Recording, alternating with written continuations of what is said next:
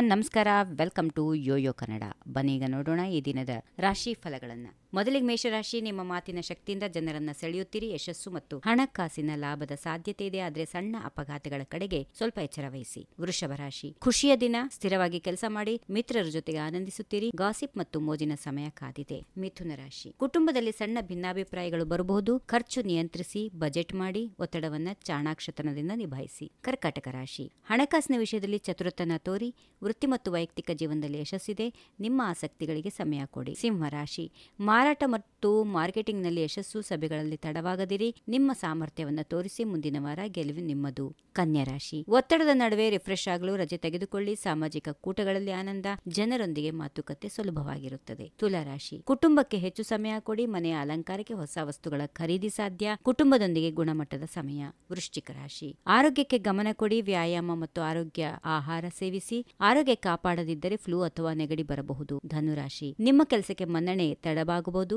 ಆದರೆ ಬರುತ್ತದೆ. ಆತುರ ಬೇಡ. ಉತ್ತಮ ಫಲಿತಾಂಶಕ್ಕಾಗಿ ಕಾಯಿರಿ. ಮಕರ ರಾಶಿ. ಭಾವನೆಗಳನ್ನು ನಿಯಂತ್ರಿಸಿ, ಇಲ್ಲವಾದರೆ ಯಶಸ್ಸಿಗೆ ಅಡ್ಡೆ ಆಗಬಹುದು. ದೌರ್ಬಲ್ಯವನ್ನು ತೋರದಿರಿ. ಚಾಣಾಕ್ಷತನದಿಂದ ವರ್ತಿಸಿ. ಕುಂಭರಾಶಿ. ಉತ್ಸಾಹದಿಂದ ಕೂಡಿರುತ್ತೀರಿ. ಎಲ್ಲಾ ಅಡೆತಡೆಗಳನ್ನ ಜಯಿಸುತ್ತೀರಿ. ಯಶಸ್ಸಿನೊಂದಿಗೆ ಎಲ್ಲರ ಮನಸ್ಸನ್ನು ಗೆಲ್ಲುತ್ತೀರಿ. ಕೊನೆಯದಾಗಿ ಮೀನರಾಶಿ. ಹಣಕಾಸಿನ ಲಾಭದ ದಿನ. ವ್ಯಾಪಾರ ಹೂಡಿಕೆಯಿಂದ ಒಳ್ಳೆಯ ಆದಾಯ ಇದೆ. ಒಳ್ಳೆಯ ಸಂಬಂಧಗಳು ಮತ್ತು ಜಾಲತಾಣದಿಂದ ಪ್ರಯೋಜನ. ಹೀಗಿವೆ ಈ ದಿನದ ರಾಶಿ ಫಲಗಳು. ಸರ್ವರಿಗೆ ಶುಭವಾಗಲಿ. ಶುಭ ದಿನ. ನಮಸ್ಕಾರ.